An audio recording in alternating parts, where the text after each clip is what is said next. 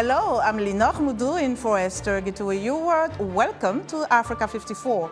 Here is what's coming up. At least 11 people are confirmed dead and more than 60 are missing, including 26 children, following 2 migrant shipwrecks off Italy's southern shores. Internally displaced people in Burkina Faso seek to move away from reliance on charity by setting up businesses.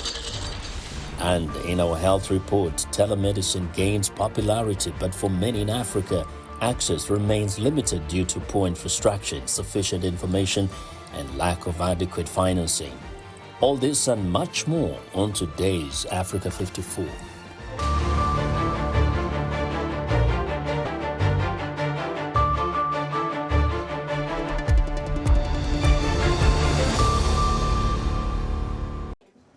Telemedicine or telehealth is now a significant alternative in healthcare delivery worldwide. The practice ramped up during the COVID-19 global pandemic. The healthcare delivery model gained momentum in Africa before the coronavirus outbreak, driven by the rapid expansion of mobile networks and internet connectivity across the continent. Observers say telemedicine offers a unique opportunity to provide needed care for all and everywhere. However, access remains limited in parts of Africa due to issues such as poor infrastructure and lack of adequate financing.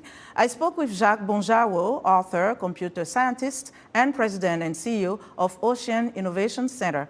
He played a significant role in introducing and expanding telemedicine in Cameroon and beyond.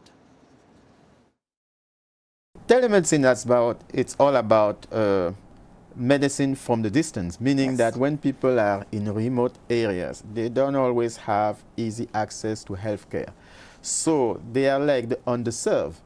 To make sure that these people do have access to quality healthcare, you have to set up the telemedicine system, which simply means that they can have remote consultation. Okay. You can see a doctor via video conference. You can see a doctor and have your consultation from a remote area, wherever the doctor is. The doctor doesn't even have to be in the same country as you are. The doctor can be in a different country. When you started, you were basically a pioneer. How do you assess how telemedicine grew on the continent? There has been significant progress, I should say.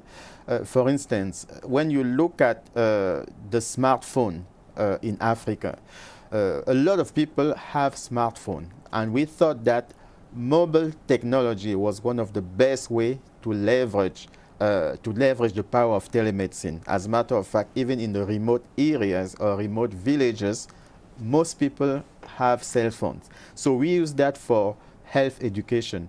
We use that for telemedicine. We use that for distant learning or distant training.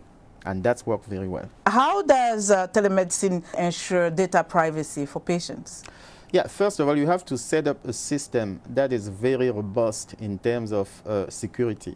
For instance, we use, as technicians, we use what you call end-to-end encryption, meaning the data is encrypted from one end to the other end. That really secures that you're not going to violate the privacy of the patient. But having said that, there would still be people who could try to get the confidentiality of the data. That has nothing to do with the technology itself. It just has to do with the way you use the technology. Now, let's talk about the limitations of telemedicine. It's a great addition to healthcare in general, Right. and but it cannot do everything. Yes, one of the challenges or the limitation, if you will, is the cost of implementing the telemedicine. The other challenge is the fact that, as I said, when you go in to see a doctor, it's not the same thing as seeing the doctor remotely, so to speak. It's not exactly the same thing, even if you can get the same cure, but it's not exactly the same thing. Yes. As you know, sometimes just seeing a doctor, it's enough for some type of patient just to get healed. We know that. Yes. Therefore, that's one of the challenges. I would say that another challenge is the fact that it's the adoption. People have to really adopt telemedicine because in some countries you still have some kind of cultural barriers, so to speak. You know, people don't want things like technology to interfere with their health. And also, you mentioned it, the privacy, the data privacy. What are the key regulatory issues affecting telemedicine today, especially when we look at Africa? How well regulated is it? There is lack of regulation, so to speak. And that's a problem because when you want to implement telemedicine, you need to have some kind of license to do that. So there is a licensing issue. Who should give you the license? It's the government. Yes. And if there's no license, what you're doing, it's in a way illegal. Illegal. Absolutely illegal. So we were working on telemedicine, at least at the beginning, knowing that we were doing good, but at the same time, it was sort of illegal. Okay, and finally, how can telemedicine be more accessible on the continent? More accessible means having more infrastructure, technology infrastructure, having more access to the internet, to electricity, and therefore the government has to do something about it, to invest a lot. It also means that the cost has to be reduced in a sense, because if the cost is relatively high, a patient will not be able to pay for their health. Jacques Bonjawo, thank you so much. We appreciate your time. Thank you.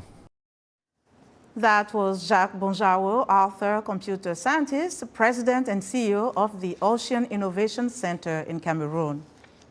And that's our show for today. Be sure to watch Africa 54 on our website at voaafrica.com. From all of us here in Washington, thanks for watching.